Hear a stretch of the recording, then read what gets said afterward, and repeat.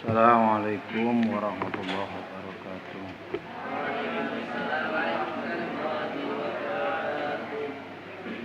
Al-Fatihah. A'udzu billahi minasyaitonir rajim. Bismillahirrahmanirrahim. Alhamdulillahirabbil alamin. Iyyaka na'budu wa iyyaka nasta'in. Shiratal ladzina an'amta 'alaihim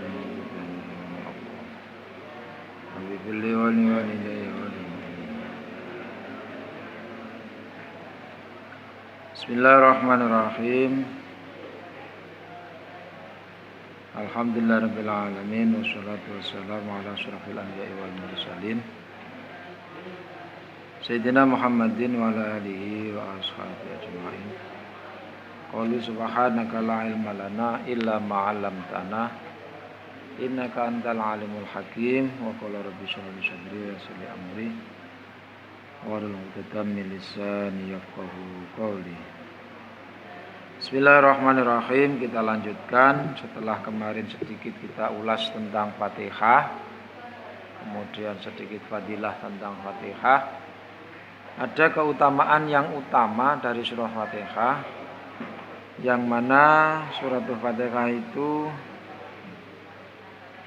disebut dengan Sab'ul Mathani. Sab'ul Mathani itu artinya Sab'un itu 7, Masani yang diulang-ulang. Jadi surah yang terdiri dari 7 ayat yang selalu diulang-ulang dalam sholat, itulah suratul Fatihah. Dan sholat tanpa ada Fatihah itu tidak sah, ya, tidak sah. Semua sholat kalau tidak dibacakan Fatihah maka tidak sah.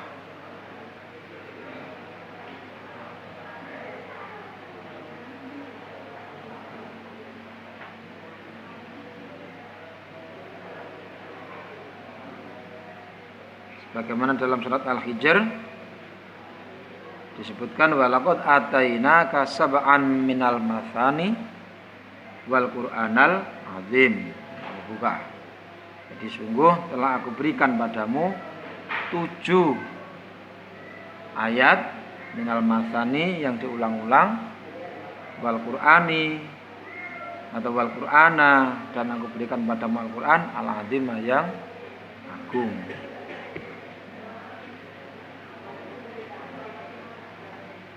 Ini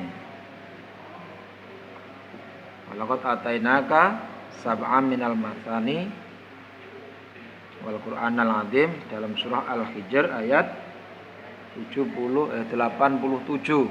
Surat Al-Hijr juz 14. Itu diantara keutamaan suratul Fatihah. Orang sholat cuma baca Fatihah toh, nggak baca surah yang lain, sah enggak? Sah. Tapi kalau orang sholat tidak baca Fatihah nggak sah, selama dia itu bisa. Nah, selama dia itu bisa. Umpamanya ada orang sholat maghrib, sholat maghrib umpamanya, rakaat pertama nggak baca. Terus rakaat kedua ingat loh, tadi rakaat pertama saya nggak baca. Terus baca. Maka rakaat pertama itu nggak sah, itu nggak kanggu. Nanti terakhir tambah lagi 1. Seperti itu. Padha karo wong wudu. Orang wudu habis muka tiba-tiba basuh kaki. Loh, saya belum basuh tangan. Balik lagi. Basuhan kakinya batal, langsung basuh tangan. Terus urut ke belakang selanjutnya. Seperti itu. Itu diantara fadilahnya surah Fatihah sebagai apa? Sab'ul Mathani, surah yang diulang-ulang dalam sholat. Diriwayatkan dari Abu Hurairah radhiyallahu anhu bahwa Rasulullah bersabda, Ummul Quran hiya as-sab'ul mathani wal Qur'anal azim. Jadi induk dari Al-Qur'an itu adalah As-Sab'ul Mathani wal Qur'anul Azim, yaitu suratul Fatihah, yang di dalam surat Fatihah itu mencakup intisari semua ayat-ayat dalam Al-Qur'an. Tuh.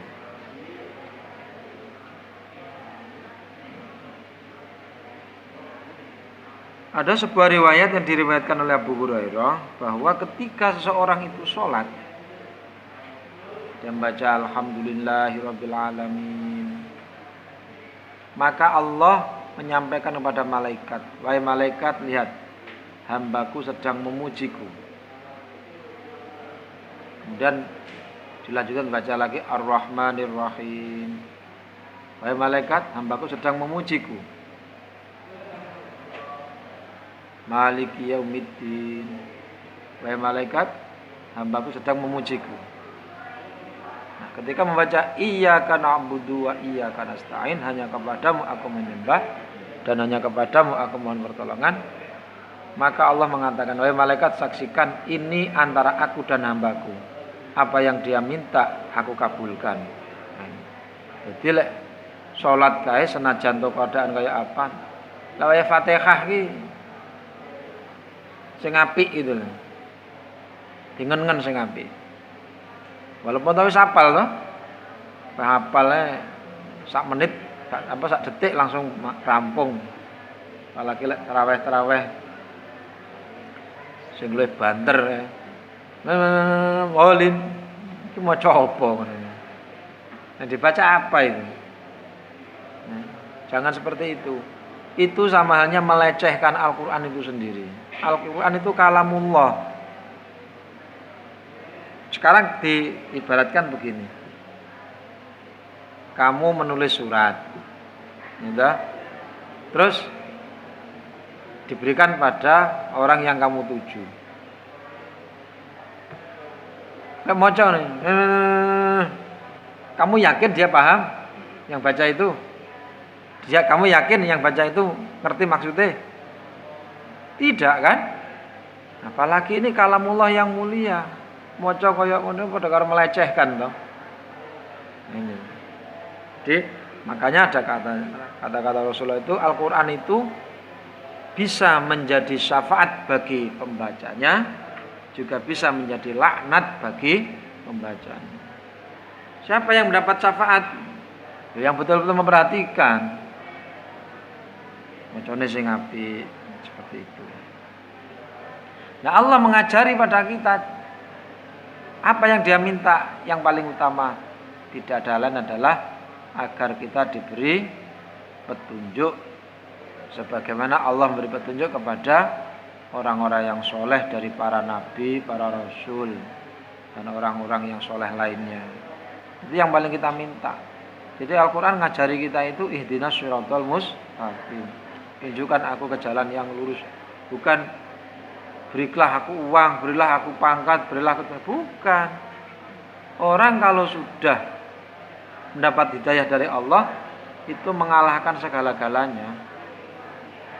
Gitu, mengalahkan segala-galanya. Menungso itu, manusia itu macam-macam. Ada yang ditakdirkan Allah itu benar dan baik, sampai tekan akhirat juga baik. Siapa itu? Para nabi dan rasul. Ada orang yang dikehendaki oleh Allah itu baik, tetapi di akhir hidupnya buruk. Siapa itu? Orang-orang yang durhaka, seperti kisahnya Bal'am, seperti kisahnya Barsiso, orang yang mengajar ilmu agama tetapi ujung-ujungnya justru menjadi orang yang durhaka.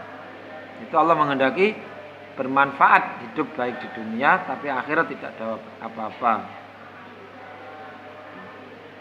Ada juga orang yang memang ditakdir oleh Allah itu membawa kerusakan di dunia dan di akhirat. Seperti siapa? Ya seperti Fir'aun. Meskipun dinasehati seperti apapun ya enggak iman, tutup. Dia mengaku iman bareng wis mau mati, gak kanggo. Seperti itu. Seperti Abu Jahal. Itu memang takdir enggak ada kebaikannya di dunia dan di akhirat. Ada orang yang di dunianya ini sepertinya mau rusak-rusak, tapi terakhir dia tobat. Ada banyak orang yang ditakdirkan di dunianya ini sepertinya mau membuat kerusakan, tetapi di akhir hayatnya dia husnul khotimah alias taubat. Di macam-macam. Nah, pada titik temunya menungso itu disuruh milih. Bahasanya itu suatu ketika Rasulullah ada di pemakaman. Tiba-tiba Rasulullah membuat garis. Penghuni neraka itu sudah ditetapkan, penghuni neraka surga juga sudah ditetapkan. Kayaknya sing kesasar ini. Sing memang ahli swarga ya mlebu swarga, sing ahli neraka mlebu neraka. Takdir sudah seperti itu.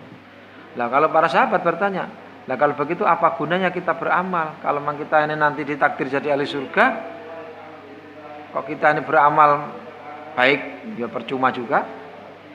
Kalau kita ini ditakdirkan jadi ahli surga, walaupun kita berbuat buruk, toh juga nanti diampuni. Rasulullah mengatakan tidak begitu. Kita tetap wajib beramal. Nah, kullun muyassarun, semuanya itu dimudahkan sesuai porsinya. Dirasa-rasa dhewe saiki. Aku nglakoni api kok angel apa kira-kira kabeh dadi ahli neraka ya. Maka yang sekarang ini diberi nikmat Allah bisa ibadah, ya kudu bersyukur. Begitu juga yang sekarang ini kok dijak ibadah angel, jak maksiat kok gampang, ya patut waspada. Jangan-jangan aku kan gitu. Tapi Allah itu maha murah. Suatu ketika di zaman Bani Israel itu ada orang muda ahli ibadah. Penasaran, aku itu kok ibadah begini kok enak, menikmati itu loh. Sholat itu seneng, poso seneng, menikmati. Terus tanya kepada Nabi di zamannya. Wahai Nabi Allah, mintakan informasi bocoran kasarannya. Pada Allah, aku kelak itu jadi ahli surga atau ahli neraka. Akhirnya setelah Nabi itu bermunajat, ada jawaban. Anak itu dipanggil. Ternyata jawaban dari Allah, kamu itu nanti jadi penghuni neraka. Padahal nang dunia ini puwadeng. Tapi kata Allah lewat nabinya, nanti akan jadi penghuni neraka. Begitu anak muda ini dikasih tahu, nangis dia. Ya Allah, tapi enggak lama. Setelah itu, ya enggak apa-apa lah. Kalau toh saya nanti menjadi ahli neraka, paling tidak mumpung saya masih hidup di dunia ini, aku puas-puaskan beribadah. Karena nanti di neraka tidak ada lagi waktu ibadah. Neraka akhirat itu bukan tempatnya ibadah. Akhirat itu namanya darul jaza, desa balasan. Yang baik dibalas surga, yang buruk dibalas neraka. Jadi sekarang mumpung masih diberi kenikmatan iman, saya akan puas-puaskan coro-corone tak pol-pol nih oleh ibadah. Ternyata apa? Jenenge wis dipol-pol nih. Ya pasti wong wektune wis gak kober piye-piye, gak kober ngupani awak. Gak lama meninggal anak muda ini.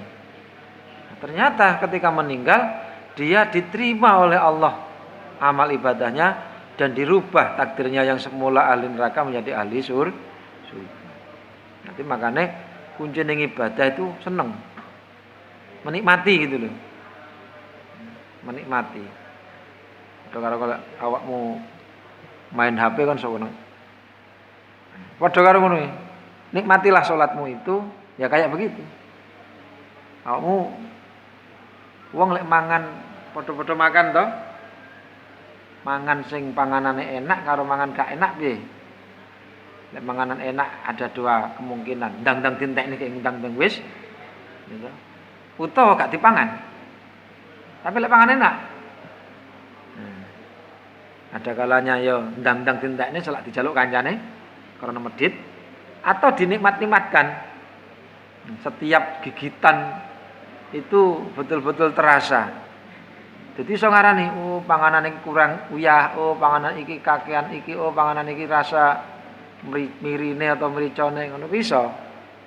Tapi lek gak enak, wis kadung dijipuk, gak tintekne piye, nang tintekne bet-bet nang wis. Ada kalanya begitu. Nah ini jadi balik mana? Nikmatilah ibadah itu dengan senyaman-nyaman mungkin. Seperti itu. Dan semua yang bernilai ibadah ketika dilakukan ikhlas karena Allah itu pasti ada pahalanya di sisi Allah Subhanahu wa taala. Dah, kita akhiri untuk sesi fadilah surah Fatihah. Jane ya wae ora tekan-tekan. Seterusnya kita masuk ke suratul Baqarah. Suratul Baqarah. Surah Al-Baqarah ya, suratul Baqarah. Al-Baqarah itu artinya sapi. Al-Baqarah itu artinya apa? Sapi. Itu pengambilan nama itu mengambil atau dipetik dari surat Al-Baqarah yang menerangkan tentang kisahnya Nabi Musa ditanya oleh kaumnya tentang orang yang mati. Tentang orang yang mati di masa itu. Orang yang mati di masa Nabi Nabi Musa. Dinamakan surah Al-Baqarah. Nah, surat Al-Baqarah ini diawali dengan pembukaan yang antik. Bukan dengan alhamdulillahirabbil alamin atau yusabbihu, tetapi dengan kalimat alif lam mim. Apa? Alif lam mim. Ini namanya termasuk ayat mutasyabbihat atau ayat musyabbihat. Ayat yang hanya Allah sendiri yang tahu maknanya, bukan kita.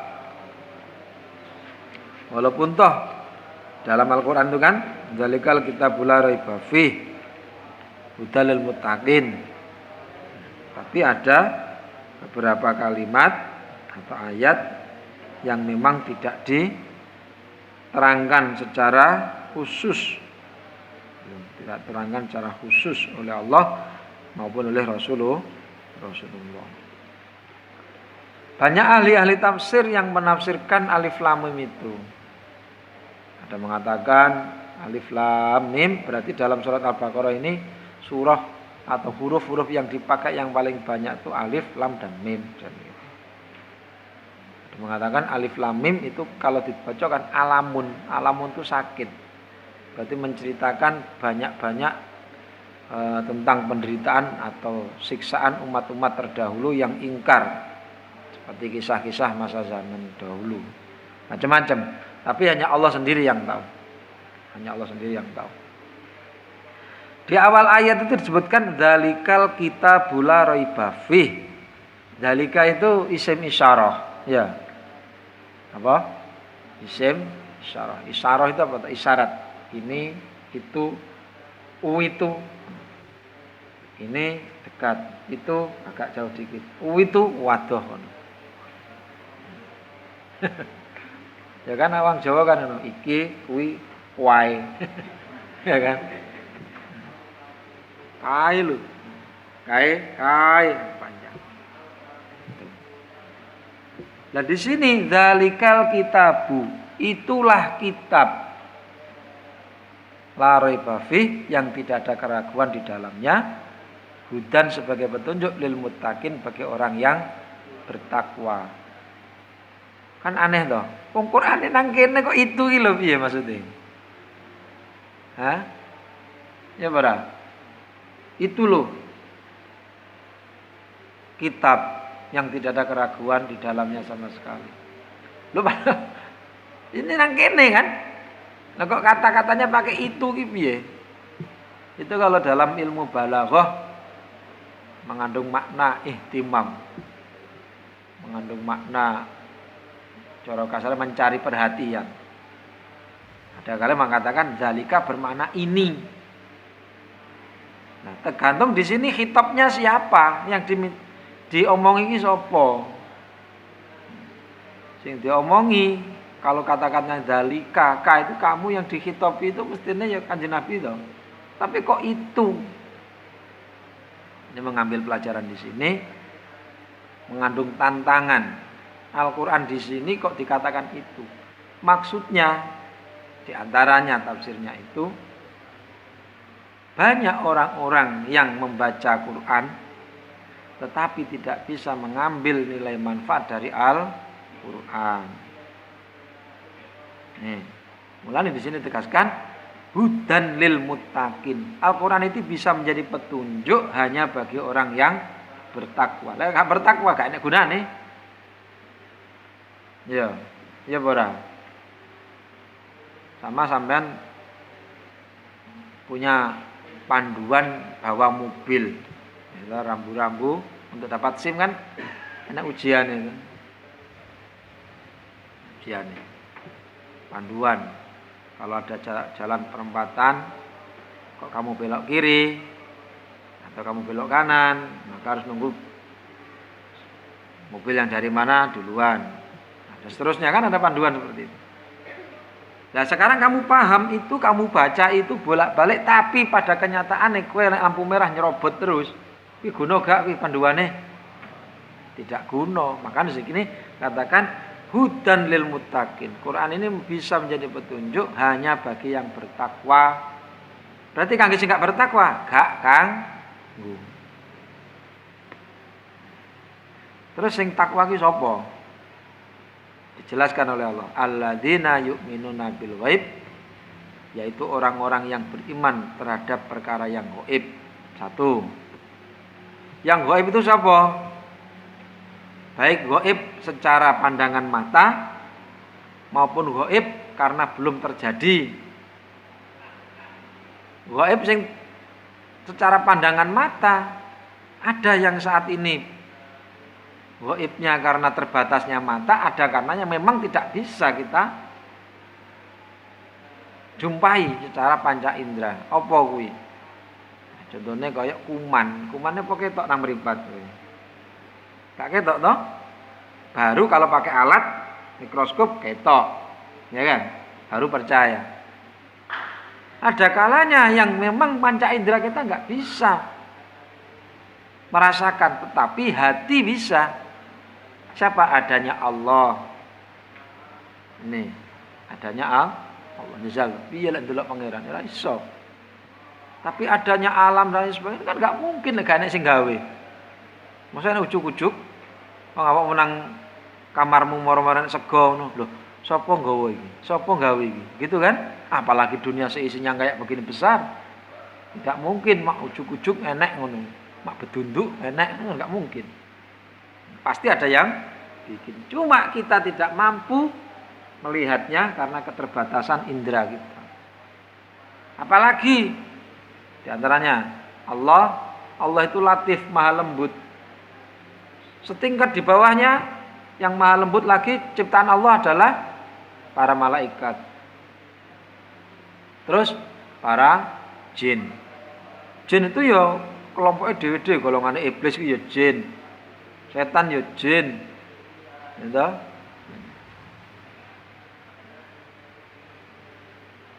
Jin itu tidak bisa melihat malaikat, tapi malaikat bisa melihat jin. Terus menungso. Manusia tidak bisa melihat setan, tidak bisa melihat malaikat, tidak bisa melihat Allah. Tapi mereka semua bisa melihat kita. Tapi alamnya dewe-dewe. Alamnya dewe-dewe. Alamnya lain-lain. Kalau bukan di alamnya ini kok panggon di alam yang lain ya gak kena. Menungso kuwi lek nang darat ini ketoke gagah, hebat. Tapi kalau udah di alamnya ikan nang jero banyu lemah kita. Ya ora.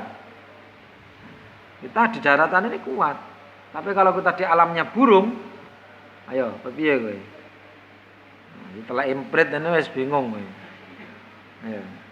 Pak pesawat ngono, ketoke gagah. Lah saiki pesawate macet. Apa mampir ngene Gatotkaca? Parkir dulu ngono kan ya. Gak iso. Lemah. Jadi kita ini kuat di sama dengan golongan setan, golongan jin itu dia kuat di alamnya dia. Tapi kalau anak jin kok ngetok nang alame menungso, lah itu lemah. Ya toh? Dandang enak apa kae? Jirene kuntilanak. Anak kok duwe kuntil. Kuntilanak. Wewe ya. Nah, itu kan wong cara wong ora duwe gawean lapor ngono kuwi di alam dhewe-dhewe. Ya menungso, nyapa kowe nyilem-nyilem rono ngono.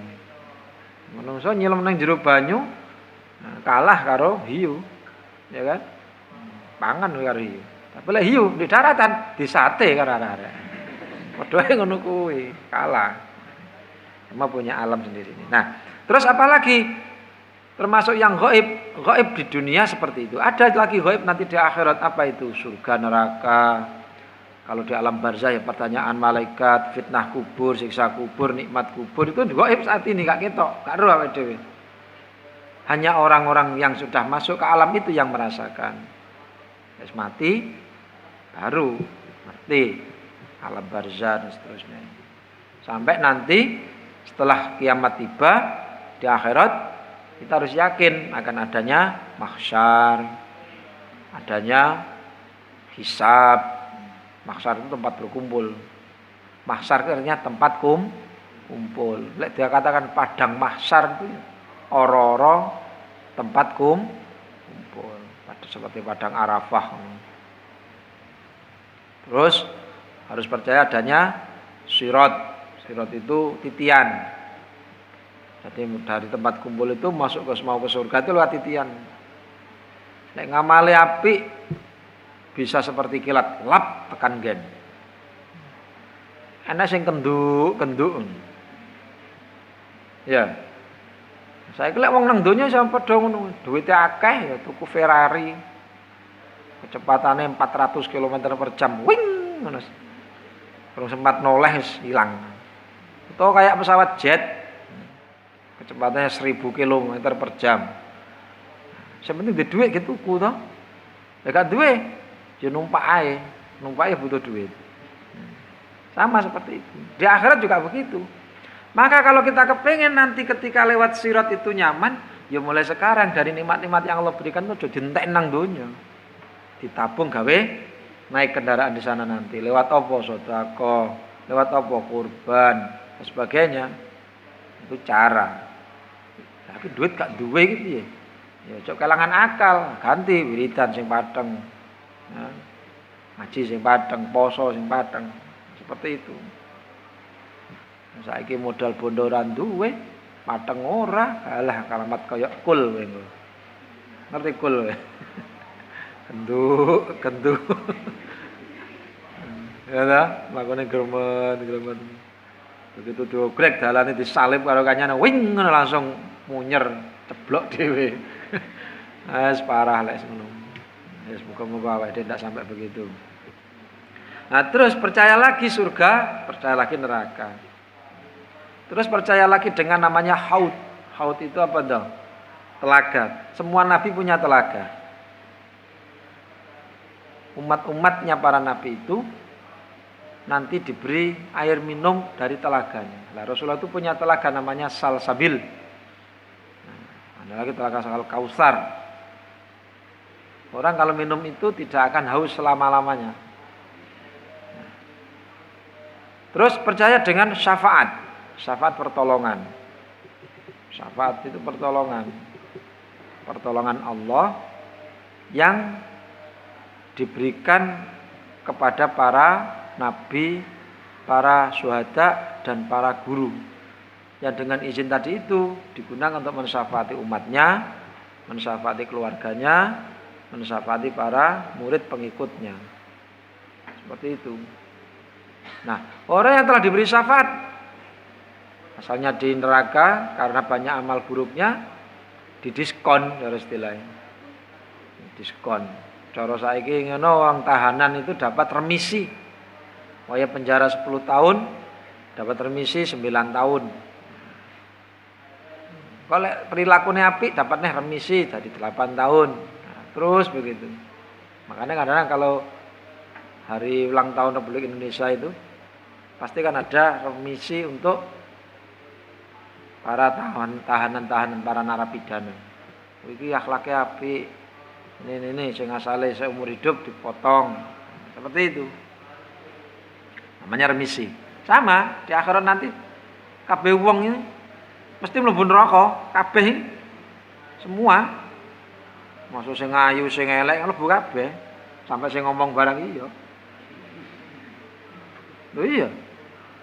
Apa ora tau nglakoni elek? Ya tahu toh. Semua orang pernah melakukan buruk. Dan keburukan itu ibaratnya kalau besi itu karat. Besi kalau sudah berkarat, untuk membersihkannya bagaimana? Hah? Ya Pak nih, digrendo toh? Wikir nih, loro gak kira-kira? Loro, siksaan. Lelek karatnya nemen, masa apa digrendo? Kesuwen dibong. Bar dibong, abangnya baru diketek, tek. Yes, rontok toh.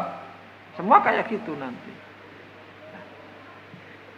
Kalau sudah imbang, amalnya sudah habis, yang buruk-buruk baru diangkat. Masukkan surga. Lah enek uang kok iki. Sing imannya itu kecil. Guru percaya ngono tok karo pangeran, tapi ora tau ibadah.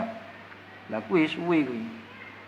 Pokoke wong tamu maca syahadat asyhadu alla ilaha illallah wa asyhadu anna muhammadar rasulullah dengan ikhlas, tanda imannya itu nanti berwujud menjadi cahaya. Tapi cahayanya di tengah-tengah kegelapan ya klip nangil golaan. Itu Kanjeng Nabi mbrung kali. Iki kalau menurut cara apa jenenge? Tekok nang ahli penjagaan neraka, Malik. Umatku sudah habis apa masih ada? Habis kayaknya. Tapi dalam manifestnya ini kok masih ada ini. Di endi iki? Kula nggo sensor. Wo ketemu nyelempit nang untune ula. Oh lah dudul kene dudul. Yo balik. Oh masukkan dalam telaga Kausar, didusi ganteng meneh. Walah. Tibake kowe delik nang kene to. Nah, seperti itu. Masya Allah sudah sampai menunggu kita ini semoga-moga. Makanya Rasulullah itu pernah suatu ketika mintai sama sahabat. Ada sahabat datang. Begitu datang Rasulullah bilang begini, aku tahu kamu pasti mau minta apa-apa ini. Ya Rasul, aku minta doakan nanti aku di surga bersamamu. Menjalani kan nanti ke, doakan aku ya Rasul nanti bisa masuk surga bersamamu. Nanti Nabi jawab, kalau begitu bantu aku dengan memperbanyak baca sholawat. Lek maca sholawat akeh kan kenal, sering menyapa sallallahu alaihi Muhammad sallallahu. Akhirnya Kanjeng Nabi punya. Oh iki biasa cara checklistnya ini tiap Jumat iki maca. Ana checklistnya ada. Ben didelok karo Kanjeng Nabi checklist iki. Iki rombongane sing tukang maca tiap minggu pisan endi, sing tiap dina endi. Lek siap dina karo sing tiap minggu pisan kira-kira sing dikeki pertolongan sing dhisik kuwi. Sing setiap dina apa sing tiap minggu pisan? Nah, ya kuwi. Enggak nasibmu wis seminggu pisan ngono kadang prei. Ngalamat iki. Ya ta. Nah. Setelah itu ada nikmat terbesar di surga itu nanti. Apa? Melihat zatnya Allah Subhanahu. Itu nikmat terbesar. Zaman roh saiki Presiden Jokowi, tapi lewat TV, Tapi akan berbeda rasanya kalau kita bisa bertemu langsung, bertatap muka langsung. Apalagi bisa bersalaman, apalagi bisa selfie bareng. Kan tentu berbeda. Iya toh? Iya. Mau karo Pak Bupati ya senenge pol, pemenang presiden. Nah itu. Sama. Jadi nikmat terbesar nanti di akhirat itu adalah bisa melihat zatnya Allah Subhanahu Dan itu hanya orang-orang tertentu yang bisa. Sing mripate ra tau digawe maksiat. Mripate ora tau digawe apa? Melihat perkara-perkara yang terlarang. Wis. Terus siapa lagi yang kategori muttaqin? Wa yuqimunas shalah, iman pada yang gaib, dan yang kedua mau mendirikan salat. Salat, wis pokoknya salat. Pokoknya salat, eling-eling salat. Nah, salat sing paling istimewa ya kuwi salat berjamaah. Salat sing paling istimewa salat berjamaah. Wis gak nek liya kuwi. Tapi sholat berjamaah itu istimewa. Lebih istimewanya lagi, lek sadurunge jamaah diawali enek sholat sunai, enek zikir antara adzan dan iqomat. Karo ngendani iqomat, gelem zikir, gelem maca Quran dan lain-lain. Itu istimewa lagi. Lebih istimewa lagi kalau pakaiannya yang baik. Khudzu zinatakum inda kulli masjidin. Pakailah perhiasanmu setiap kamu masuk ke dalam masjid untuk ibadah. Sing apik. Jamaah iki sing apik. Klambi sing paling gak lengan dawa. Aja jamaah nang masjid lenganan pendek, apalagi khutbah, apalagi muadzin malah klambine kaya kaos tekaan lah, ora main blas kuwi. Gak main. Jadi etika ki ngono kuwi, syukur bagi putih atau polos. Aja jamaah nang masjid klambine pirang-pirang dina ora tau diombah. Rukuwe mukenane ya ngono. Pot mulai mondok lho, saiki mes setahun ora tau diombah.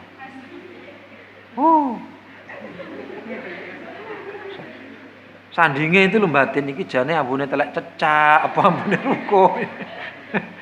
Kok nemen-temen rek. Jadi paling enggak ki minimal punya 2. Ya toh? Minimal punya 2. Ben apa kena diganti-ganti. Ora tahu salin. Ya Allah. Sangat pesing ambune. Coba yang ngono kuwi. Sing lanang ya ngono. Sing lanang ya ngono kuwi padha. Terus wa mimma razaqnahum yunfiqun. Mau beriman pada yang gaib, mau mendirikan salat, juga mau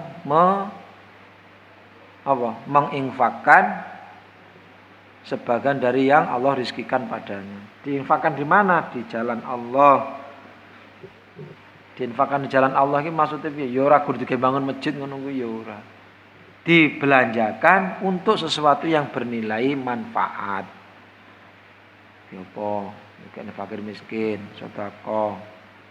Dike tuku apa-apa sing guna, Quran. Sampeyan padha-padha duwe dhuwit 200.000. Pamane ta? Iki tak gawe tuku marung nang KFC apa tak tukokne buku, tak tukokne kitab, tak tukokne apa sing manfaat. Pilih ndi kowe? Ya ora mungkin. Panggah sing enak-enak. Iya ta? Iki tak tukokne mukena apa tak tukokne klambi? Tak tukokne klambi kena ge mejeng sok riyo. Iya ta? Seperti itu. Jadi min husni islamil mar'i tarkuhu ma la ya'nihi. Sebagian ciri dari baiknya orang mukmin itu manakala dia meninggalkan sesuatu yang tidak berfaedah baginya. Apa kuwi? Ya apa sing pikiran dhewe. Iki manfaat gak iki ya? Nek gak tinggal. Iki manfaat apa ya? Oh, manfaat. Ambil. Ngono kuwi. Jadi sebagian tanda bahwa orang mukmin itu baik manakala dia meninggalkan apa-apa yang tidak berguna baginya. Seperti itu. Pun. Terusnya walladzina yu'minuna bima unzila ilaika, termasuk muttaqin, orang yang iman pada apa yang Allah turunkan padamu Muhammad, yaitu Al-Qur'an. Wa ma unzila min qablik, dan apa yang diturunkan pada orang sebelummu, yaitu kitab-kitab atau suhuf-suhuf sebelum Rasulullah. Terakhir, wabil akhirati hum yuqinun, dan orang itu meyakini akan adanya hari akhir kelak, hari pembalasan. Nah, mereka-mereka inilah yang masuk kategori muttaqin, Yang kalau mereka sungguh-sungguh, merekalah yang mendapatkan manfaat hidayah dari Al-Qur'an. Sehingga di sini disebutkan ulaika ala hudam mir rabbihim wa ulaika humul muflihun. Merekalah orang-orang yang mendapatkan petunjuk dari Tuhannya dan merekalah orang-orang yang beruntung. Nah iki. Nah, dia pengen dadi wong sing untung apa sing buntung? Nek pengen beruntung ya iki tadi. Apa yang menjadi kriteria mutakin ini dilakoni sebisa mungkin. Nah ini jadi Al-Baqarah awalnya seperti ini. Ada keutamaan di surat Baqarah ini, wakeh keutamaan. Gembira iki. Ngantuk. Loh. Ngantuk. Ya. Jadi Al-Baqarah itu ayat yang komplit. Jadi semua dalam Al-Qur'an itu semua disinggung dalam Al-Baqarah. Semuanya ada. Dari 5 keterangan kemarin itu mulai akidah, ubudiyah, muamalah, ya toh, qadaya atau qadiyah, kisah, itu ada semua dalam Al-Baqarah. Termasuk yang kemarin yang tadi sore ngaji itu sudah banyak keterangan. Komplit. Maka orang kalau mau aman rutinkan tiap malam membaca surah Al-Baqarah. Langsung diengkluk. Duh, akeh. 2 juz setengah. Ya ta? 2 juz setengah. Cara diwaca ya sak jam setengah. Ya kan? Kuwi lek sing macane sak juz ya setidaknya setengah jam. Lek sing macane sak juz sak jam. Oh iya. Tambah motone konslet, buka Quran langsung ngantuk pokoknya. Nah itu. Jadi banyak fadilahnya. Nah, fadilah yang utama lagi di dalam Al-Baqarah itu ada satu ayat namanya ayat kursi. Ayat kursi itu ad-dafi'ah. Ayat yang bisa menolak segala bala. Kursi. Bagaimana tentang keutamaan ayat kursi? Nah, nanti kita kaji, kita bahas pada malam besok insyaallah. Saiki do ngantuk mau pelilik-pelilik. Dah sekian saja. Waalaikumsalam al-Fatihah. Alhamdulillah Bismillah. Alhamdulillahirabbil alamin. Iya kan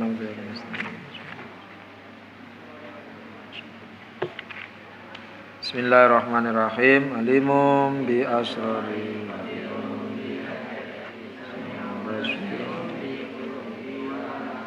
Bismika arjuni.